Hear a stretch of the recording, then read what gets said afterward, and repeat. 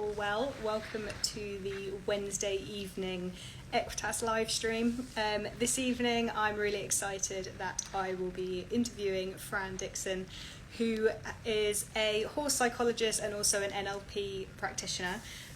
So she works with both humans and horses to get the best out of both of them, I guess. She does a lot of work with rider confidence, I guess helping people have a great relationship with their horse, and she's also written an article for us recently. It was published in the middle of July, called Human versus Horse Psychology, which was incredibly interesting, and I am looking forward to picking her brains on that. So I'm just going to get her in now.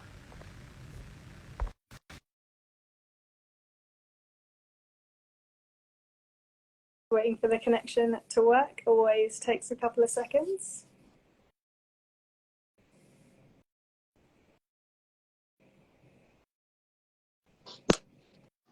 Hello. Hello.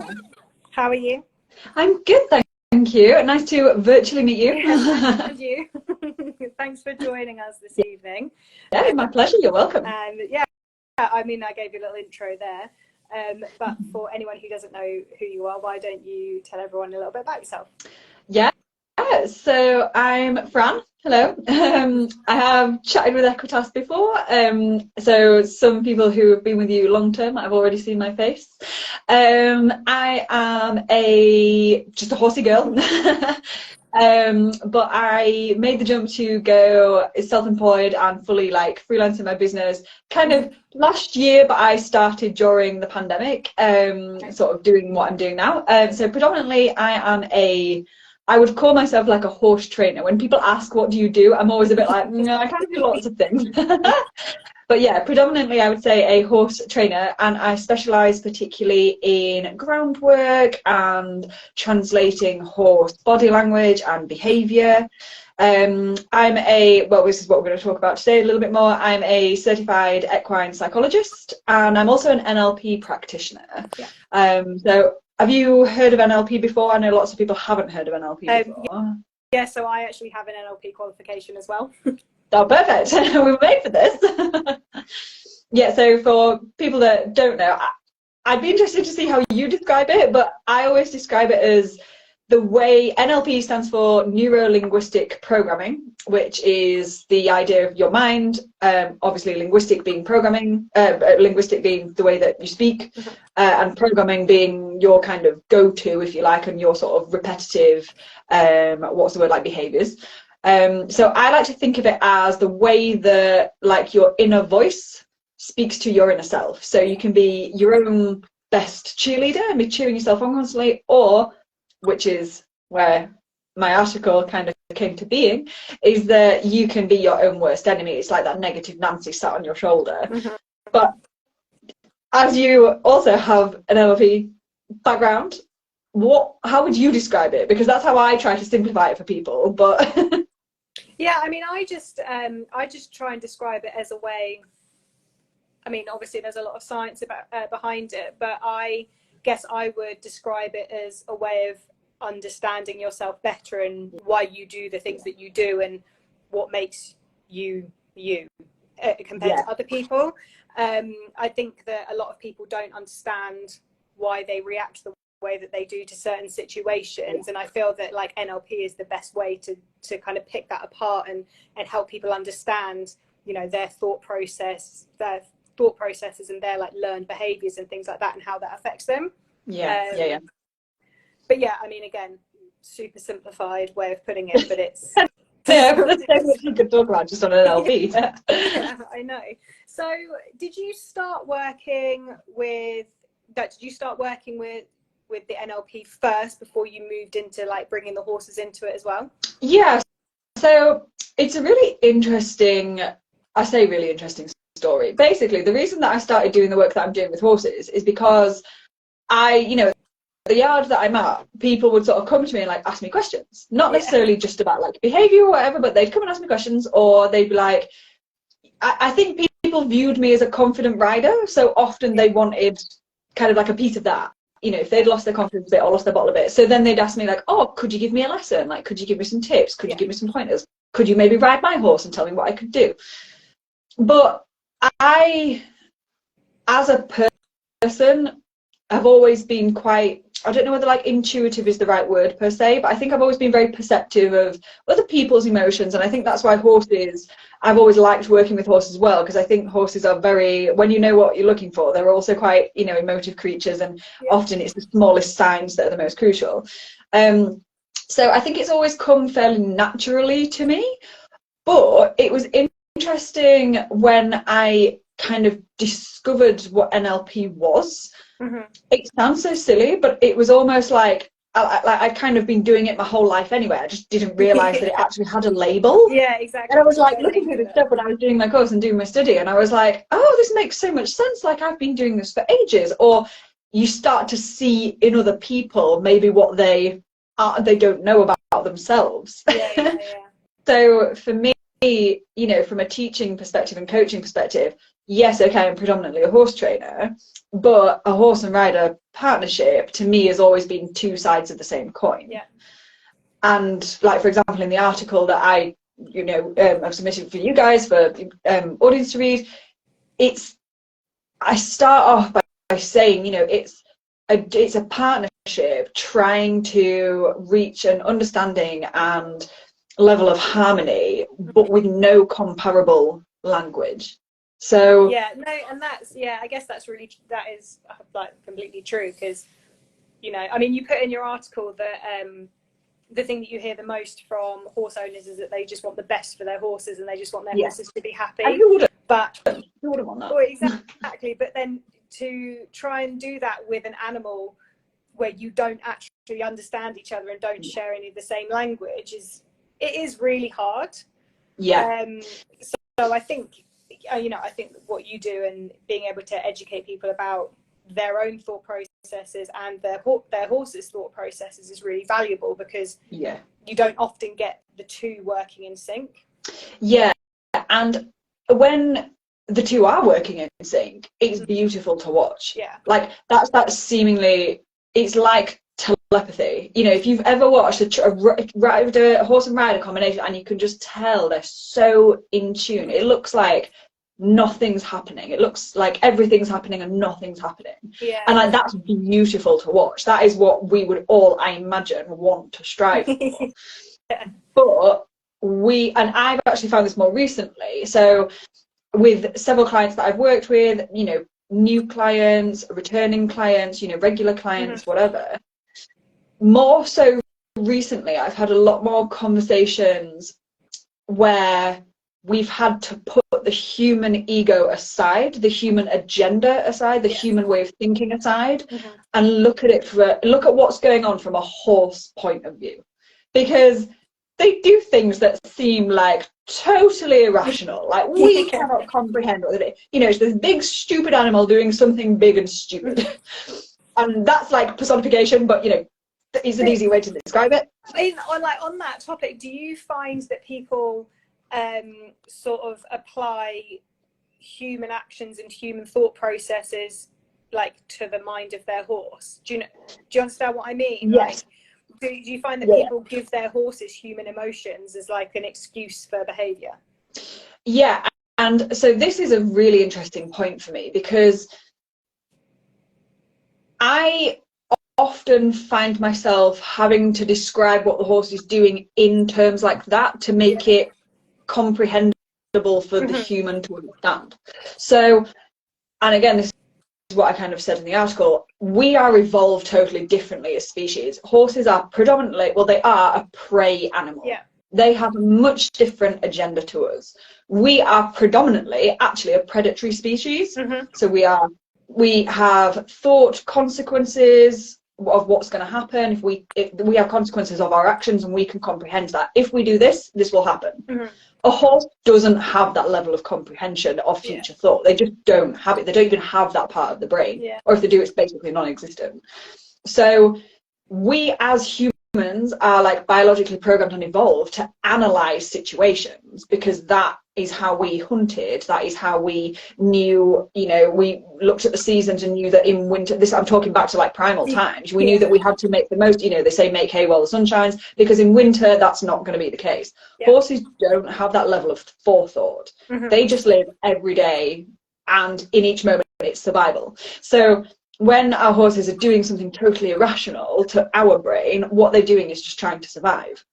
But on the flip side of that, horses are sentient beings. We know that they do have emotions. We know that they do have, you know, feelings. So we should never personify our horse in the sense that, you know, when somebody says, oh, my horse is being an arsehole, am I allowed to swear? You know, my horse is doing this behaviour because he's being naughty. Your horse cannot be naughty. It doesn't understand that. It's doing the behaviour it's doing for a reason that it thinks is crucial to its survival. So, and these things can be on the lowest level, and they can be on, you know, the big bucking, rearing, carrying on, clearly in pain, like level. But often these things start so much, I describe it as quieter down the scale, and that's the bits that we as humans often don't notice. So that's where things start to go wrong, and we as humans try to rationalize it in our own minds because we can't understand it either. Which is when I think that's when you start to get personification, because by adding these labels to your horse's behavior, to us it makes it easier to understand. Does that make sense?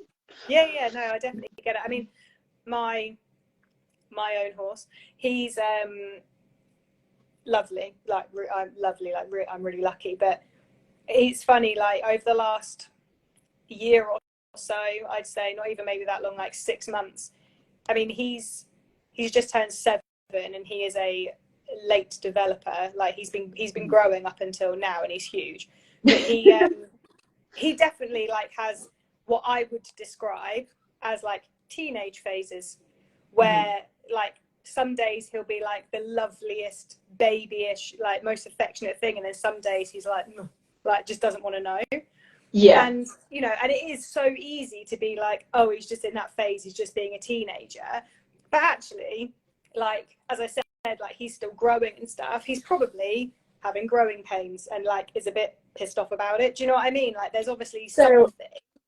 So actually, you know, it's more likely to just be, like you say, biological things. So all animal species go through an adolescent phase. Like you look at kittens, you look at puppies, you look at kids. We all go through that stage where our brains are developing and our bodies are developing and hormones kick in, and you know, we all go through that stage. And I imagine he's a gelding and not a stallion. He's a gelding. Yeah, so again, like even a gelding from a biological perspective is a complete anomaly in the horse world. I always joke that like geldings are confused. You know, geldings aren't really supposed to exist. That is very true. And again, I can sort of like again put a bit of a blanket statement on that of the geldings are quite confused. But it makes a lot of sense. You know, a stallion at that age would potentially be running his own herd in the wild, and it would be up to him to protect his little group. You know, he has to be strong and dominant in the sense that he has to protect his herd, whether that's from other horses or potential predators or, you know, all of that jazz. A gelding kind of doesn't have those responsibilities, but he kind of might think he should. So even that is probably likely more down to a biological thing. So yes, okay, he could be having growing pains. And again, I think growing pains is such a blanket statement. Like horses develop so much differently to us. They do develop differently to us. So, you know, we can never say for sure whether a horse experiences that or not. It's logical that maybe they might, but we'll just never know. So even though he's at that kind of adolescent phase, it's likely much more of a biological thing than a psychological thing. But from our perspective, we just try to rationalize it because we come to the stables one day and our horse is just being a total weirdo.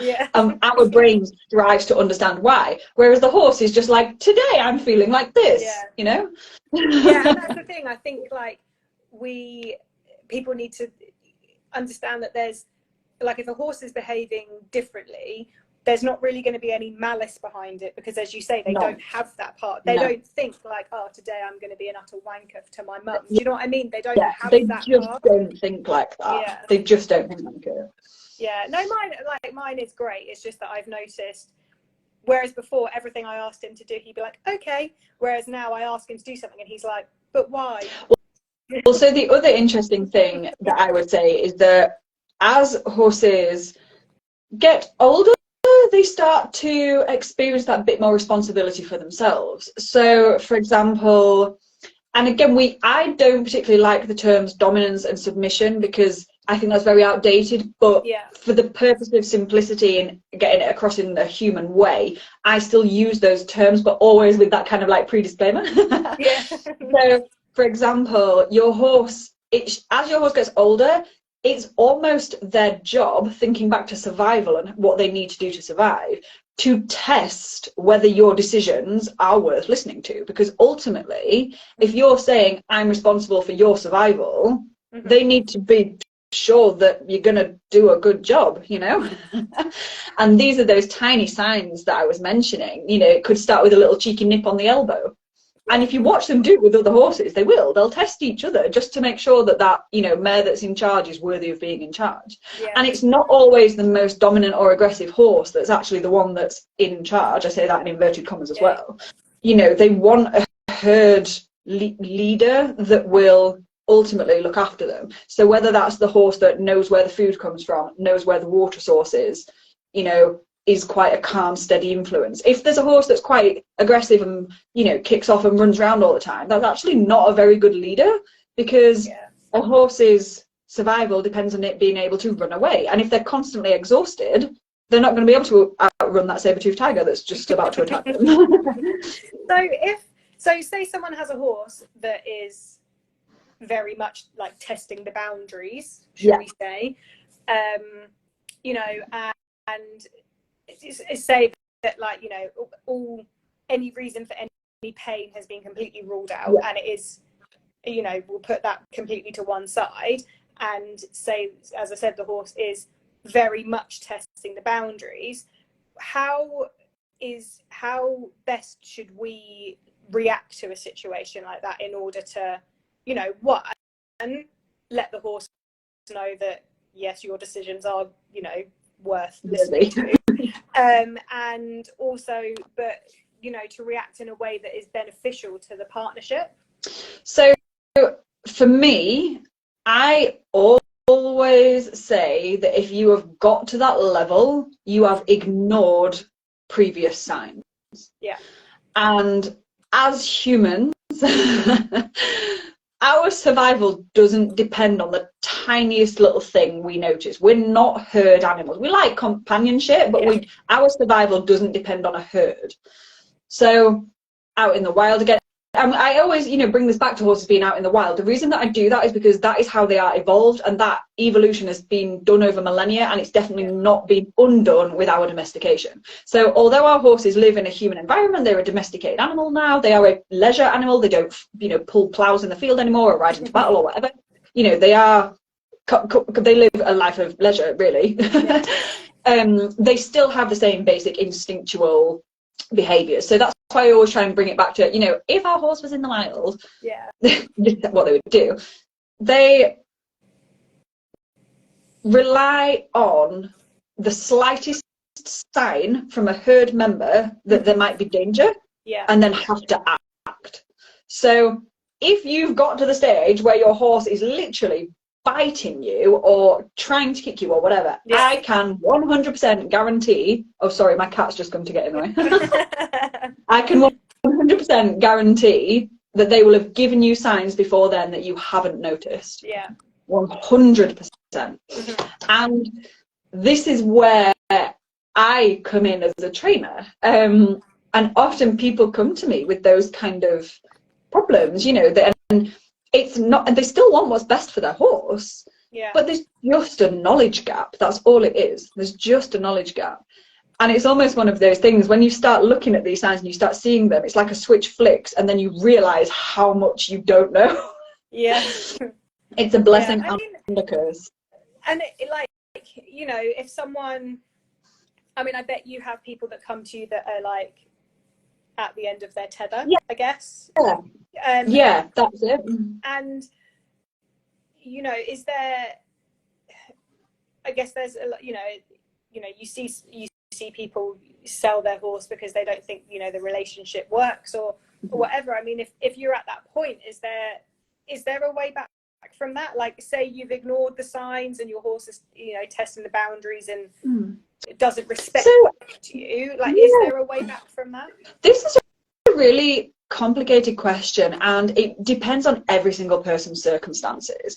So, you know, the fact that, so I specialize in confidence coaching, and the fact that like confidence coaching even exists. Oh, this is another cat. I'm so sorry. How many have you got?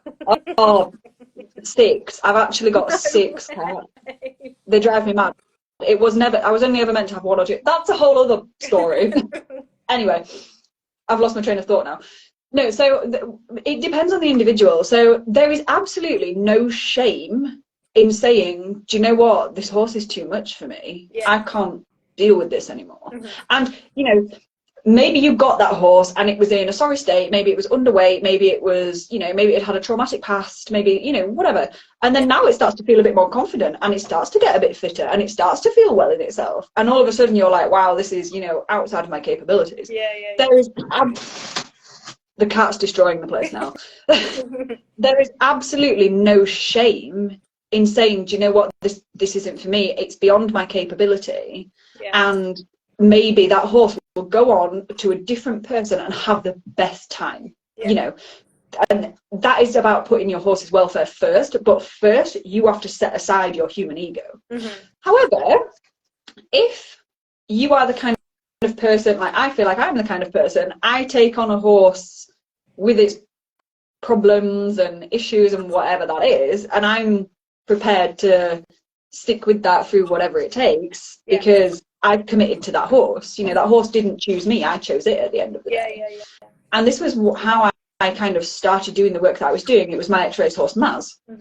And she is what I would have described as, you know, people would call her a quirky mare. I would say she was a pretty typical ex-racer. I'm so sorry, I'm just going to have to remove this cat because he's like in a bag in my... Sorry. Get down. They're like 4-month-old kittens, so they're just in at the minute. Yeah, so my ex-race horse Maz, she taught me to listen to those tiny little signs. Because if you didn't, you would both end up on the floor. Like, she was dramatic. Like, the majority of the times that I fell off her was because she threw herself on the floor, not because I fell off. And she had a lot of physical issues, and in the end that was the reason that I had to have her put down through complications. But in the 8 years that we had together, you know, she taught me so much. And when I bought her from the sales, unseen, you know, from an auction house, but I knew what I was letting myself in for. And I knew my own capabilities. So I was committed to her, whatever that meant. But not everybody's like that. No, and, you know, I have had that conversation with people before. And again, like, having to put it in simplified terms, it's like, you don't get on with everyone because you have different personalities and different ways of doing things. And, you know, some relationships just don't work. And like you say, I think that there's no shame. There should never be any shame in admitting that relationship isn't working. And I think you have to clarify, what is your reason for having this horse? Why did you choose this horse? Is it to be a riding horse? Is it for fun? Is it for leisure? Is it for, you know, do you ride horses for business? Is it to bring it on? Are you athletes wanting to compete at the highest level? Why are you doing this? Because at the end of the day, that is your agenda, not the horse's. The horse has no idea that you have, you know, dreams of going around badminton or going for a leisurely hike. Your horse has no comprehension of that. So it's up to you to decide whether that horse is right for your course, horses for courses, or whether, you know, it might be better with somebody else with a different plan, or whether you actually just want a different horse. So I definitely believe that horses can be worked with and that horses are extremely adaptable. But unless you've truly had, so like for example, Nutmeg, I've had her since a weaning. I bought her at 2 weeks old and I've had her since weaning. I know her inside out, you know, for better or for worse. She is the product of my riding and horsemanship and whatever. But I know what injuries she's had. I know what experiences she's had. So I know how to deal with those when they happen. And I knew that I was capable, or well, not in like a big headed way, but like I knew I was capable of, you know, backing her myself. I knew I was capable of schooling her myself. I knew I was capable of bringing her on myself. Yeah. And I made sure, because that was what I wanted, was an adaptable horse. So for example, like I've just bought her a Western saddle. I just felt like it. I kind of fancied the idea of riding Western for ages. And I can put that on her. And the first time I put it on her, she was just like, oh, cool. This is what we're doing today. Fine. Yeah. Because she's adaptable like that.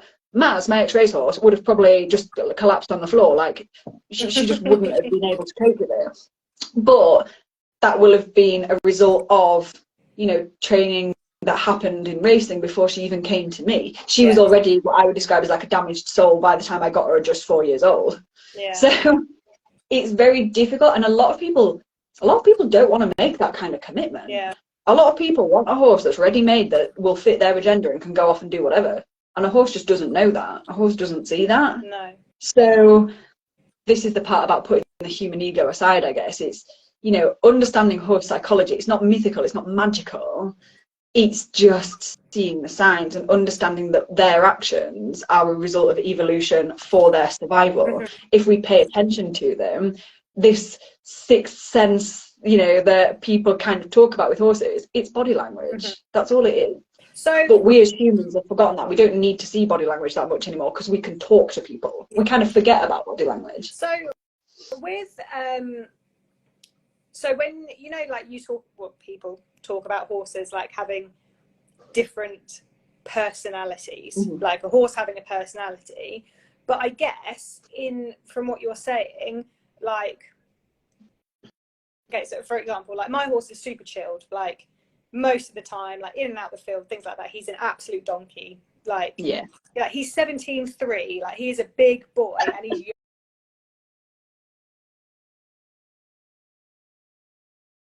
he's a big boy and he's young and he's fit, but you know, leading and stuff, like a kid could lead him. Do you know what I mean? He's a happy chilled out guy. Yeah, he's super chilled.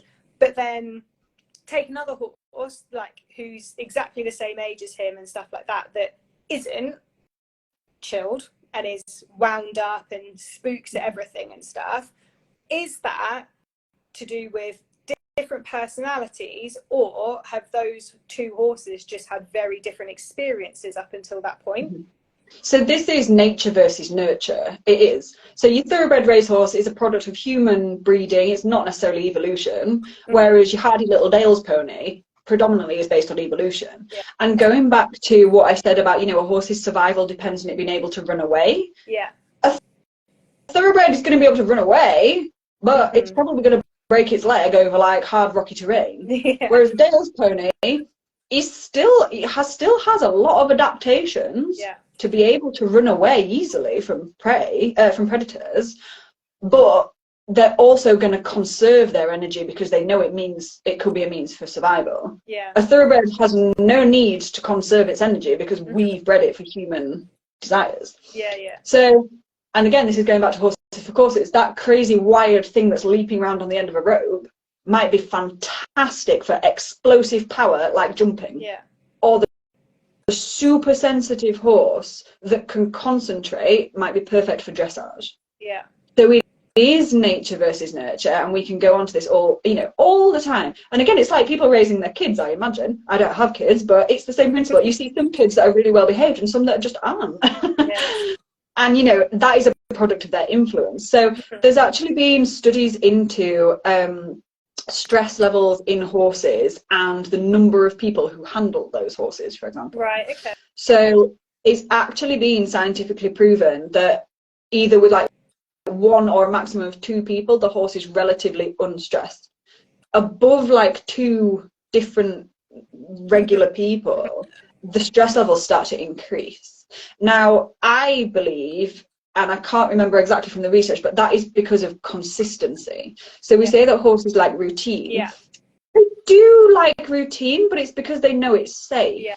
So if going back to survival, you know, if you can interact with a couple of herd members and you know what you're going to expect from them, you know how they're going to act, you know their general demeanor and how they're going to be, you're going to be a lot more chilled in their company because you know what to expect from them.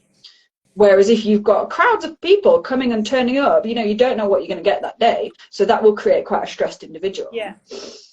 Yeah, I guess that's I'd never even thought of that before actually. No. About you know, I guess and we never think in the horse way, we always think in the human mindset. Yeah, because I guess there's one thing being like they like their routine and they like, you know, to know what time they're going to be fed and what time they're going to be turned out and things like that, like for it to be regular every day. But actually I'd never even thought about the fact that if like a different person is coming to turn them out every day, then that might be stressful. Confusing, yeah. And again, you know, yes, horses like routine, and we all like routine to a certain extent. But what my view of a skillful horse is one that is able to adapt, but has a good enough relationship with you to trust that, you know, you're not going to ask them to do something. You know, they'll still trust you. So you can still take your horse out to a show somewhere totally different that they've never seen before, but they have enough trust in you to still listen to what you're saying, you know, take in the situation without feeling overwhelmed. Yeah. So they don't necessarily have to have the routine of going out and competing every single weekend. Yeah. But to me, having an adaptable horse that is willing to give anything a try is almost more, what's the word, like developed and skillful and whatever than maybe your top dressage horse that can literally only do that without losing its mind. Yeah. And that's a result of our training and our influence and what experiences we're giving our horse. But I guess like for, you know, your everyday horse owner, so someone like me who likes to go off to the odd show but isn't very competitive and you know, doesn't have the money to do it like every weekend and stuff like that, like to have a horse like that is adaptable and will, you know, that's like, oh well, this weekend we're not jumping or whatever. I guess that's the kind of what we all want, really. Yeah. And that is for our own safety. So again, this is taking like the human side of it. I do sometimes find it hilarious that like we choose this great massive, you know, pretty dangerous, and some people would say unpredictable. I disagree, but whatever. You know, we take this half ton animal and we're like, yes, this is leisure. I'm going to really enjoy this. You know, are we crazy? Maybe. But this is it. Like, if we have to remember that these horses do not know that we want this nice, lovely day out on a ride or whatever. You know, they literally have no idea. So it's up to us to also have that. It's almost like an aura, I guess, like of when you turn up at the yard, your horse knows you're going to be a nice person to them. You leave your emotions and stresses of the day at the gate.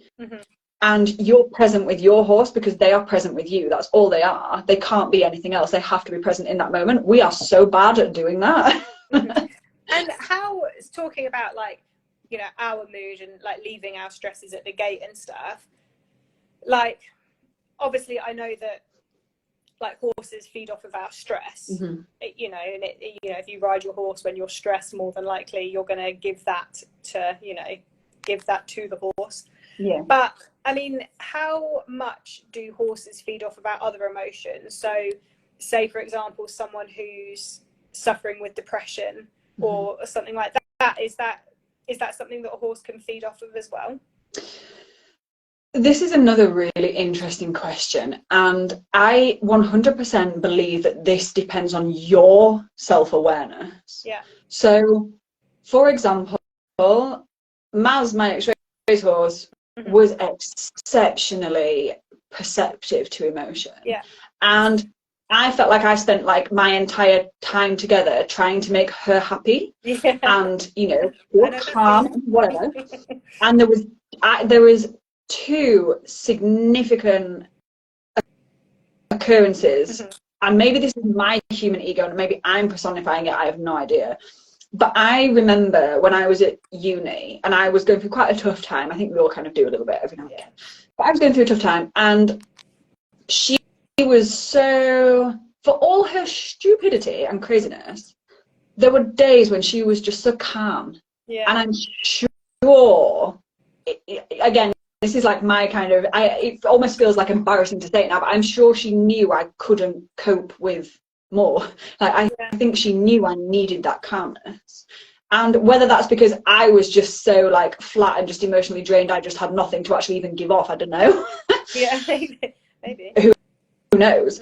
But the chances are as well, going back to biology, if you're feeling anxious, you're actually giving off pheromones like and hormones. So like cortisol is a stress hormone, adrenaline. We forget that horses they have an organ, a sensory organ to detect those things. Because again, that depends on their survival. If one of their mates, pals in the field, is, you know, expressing this level of stress, they're going to sense it, smell it, and also feel the need to panic.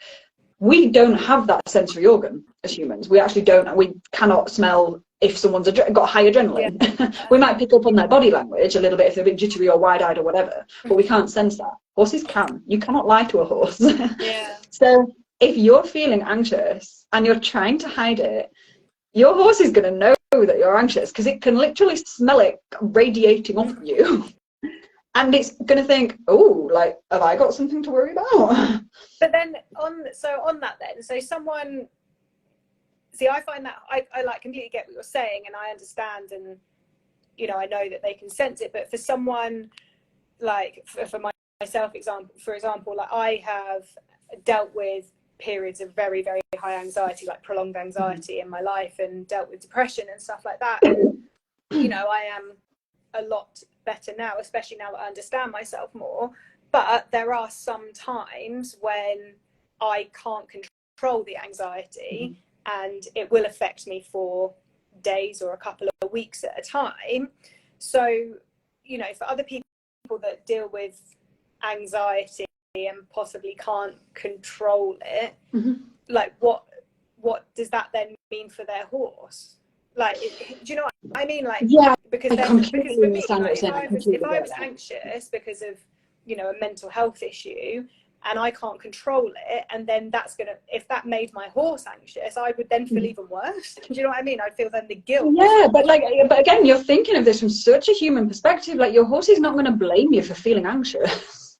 Yeah, you know, we put so much pressure on ourselves because we think we're doing what's best for our horse. Like, oh, my horse needs exercise to keep it fit. I mean, it does, but that doesn't have to be 40 minutes of intense schooling that your brain can't cope with. Like, people laugh at me. I take Nutmeg just out for a walk around the estate. It's just in hand. I just lead her like a big dog. Yeah. Because she's still getting exercise.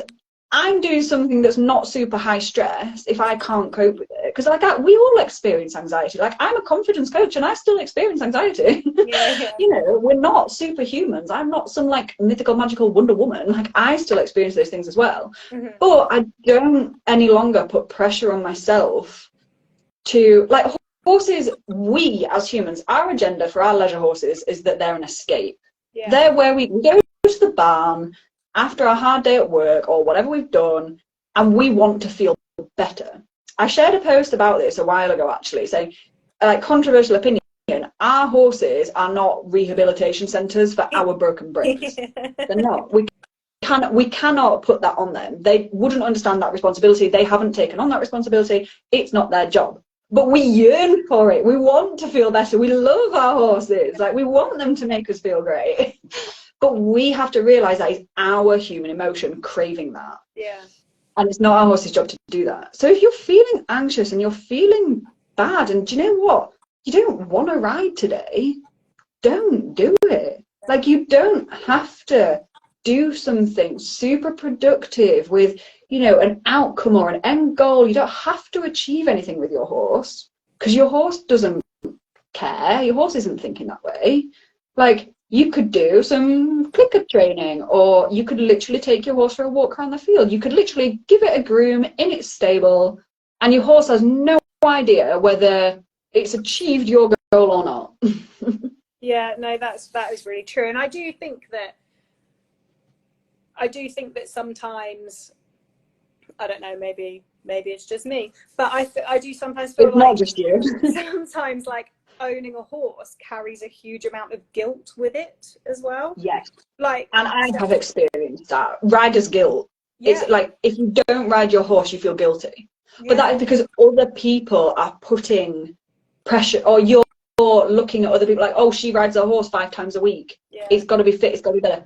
Your horse doesn't care what that other horse is doing. Your horse has no idea. Yeah, I'm not saying like, you know, let your horse get super fat and laminitic and Yeah. whatever. But there is so many other forms of exercise for both of you that don't have to have an outcome, that don't have to have an agenda, Yeah. that you could feel so much better doing. But we just don't think that way. We are goal orientated, human agenda driven. Yeah. And actually, you know, this is the whole point of having our horses, that we allow them to teach us how to actually relax. So yes, I'm saying leave your emotions at the gateway, but if you can't quite park them, just do something different. Like, don't put the pressure on yourself to not have to do it. And the amazing thing is, like, when you take that pressure off, you'd be surprised how like much more motivated you become. Yeah.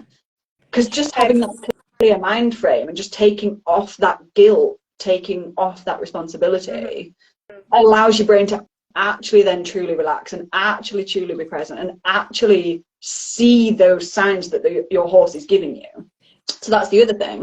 When we are anxious, we do act erratically, and our horses will pick up on that. And it'll be the smallest signs. We think we're masking it really, really well, but we're not. Our horses, you can't lie to your horse. Your horse will know. Your horse will know what you don't know, because it knows. Someone's just asked a question about show nerves. So are there any tips for show nerves? Do they ever go away? And do they then affect the horse as well? I think show nerves is a tricky one, because again, this is going back to, why are you riding your horse? Like, why are you subjecting yourself to that level of criticism at a show? Yeah, that's very true. Like, I don't compete anymore, but it's not because I'm like scared of going out or whatever. I just don't see the point in it. Like, I don't need someone else's opinion to validate what I'm doing or not doing with my horse. But if that's something that you want to do, you need to focus on your reason why you're doing it. Because if you're experiencing nerves, it's likely because you're exposing yourself to judgment, when actually you could just be excited about the experience that you're enjoying. Yeah. So this is the other thing, is that anxiety it feels nearly biologically identical to excitement. You know, increased heart rate, increased breathing, you know, increased all of this. And actually, you know, is your brain just tricking you? Are you actually just confused between the two? You know, are you truly anxious, as you said, with like, you know, having a bit of a mental health crisis in that moment, a bit of a dysfunction? Or actually, you know, are you quite excited about it? Like, are you quite intrigued for this new challenge? But it's going back to your reason why. Going back to the reason why are you doing this? Why are you subjecting yourself to that? You know, do you have to do dressage, or could you do work in equitation? Is your horse right for this course? You know, are you experiencing nerves because you're forcing yourself to compete at a level that actually maybe isn't fun or isn't enjoyable? You know, could you just drop down a level and give yourself a little bit of a confidence boost? Because again, your horse doesn't care. Your horse has no idea what it's doing. Yeah, and again, I think that does come into it as well. I mean, you know, I'm not that competitive, so I don't know. But like, you know, I think there is that whole, again, that guilt of like, I'm not using my horse to its full potential. Do you know what I mean? Your horse has no idea. Yeah, exactly.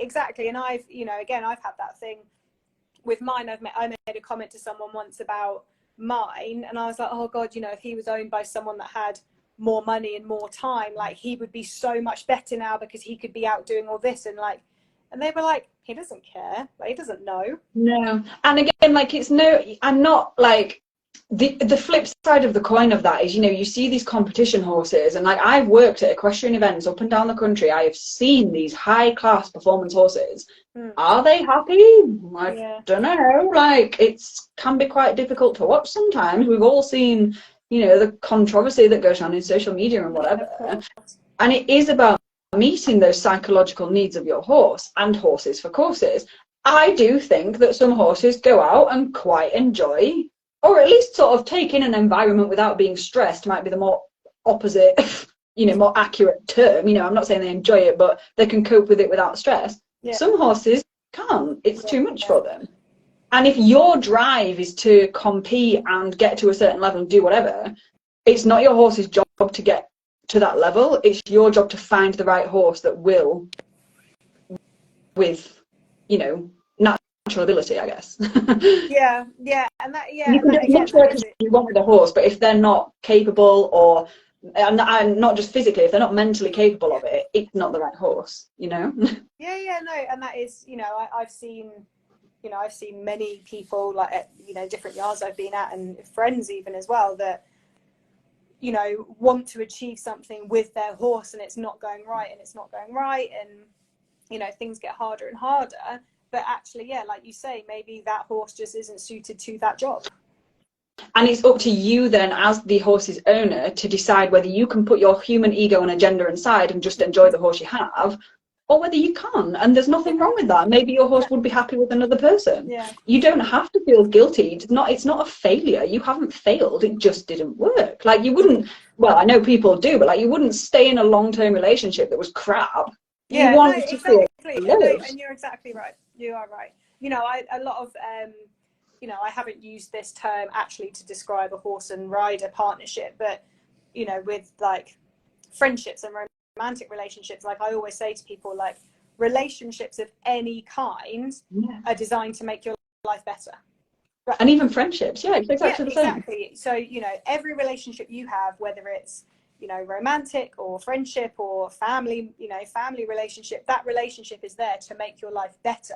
And if it's not, then you need to get rid of it. And you need to take out the other side of this is, feeling resentment towards your horse. And that's a difficult place to end up at, because the horse doesn't deserve that. The horse has no idea what your agenda was, and your horse has no idea that you think it's a failure or you're a failure or whatever. Yeah. Like, that is something that you need to look at as a person on self-reflection. And this is going back to that self-awareness we talked about, and the way that your inner mind, your inner voice speaks to your inner mind. This is going back to that NLP. Yeah. You need to sometimes sit back and have a word with yourself and sit in that uncomfortableness from a human perspective, but then put the shoe on the other hoof and look at it from a horse perspective. And we so often forget that. And I've had, humbling experiences where I feel bad and feel guilty and for all the stuff that I did when I was younger, but sometimes you also know no better. And this is going back to the knowledge gap that we mentioned at the very, very start of this. It's not that you're a bad person, maybe you just don't know. You don't know what you don't know. Yeah. You don't need to feel guilty about what you don't know. Yeah, and I think, I do think a lot of those sort of issues come from an ignorance, of not understanding or not knowing or having not had experience of that situation before as well. Yeah. And this is why I do the work that I do. So, like, yes, I went to university and I have a degree in equine sports performance. I often forget what, like, the average horse owner doesn't know, because to me it just seems like, totally common knowledge, and it's not. And I also forget that a lot of people haven't had the same experience that I have. I have, from a young age, ridden every shape, size, age, breed horse you can possibly imagine from the riding school that I was at. A lot of people haven't had that, but that's why I wanted to do the work that I'm doing and try to share my knowledge and educate other people for the benefit of their horse. Like, for me, it's always, the horse is always central, and I'm there to help the horse at the end of the day. That is my mission. That is why I do it. That's what I do, because I want horses to live a harmonious, happy, healthy life.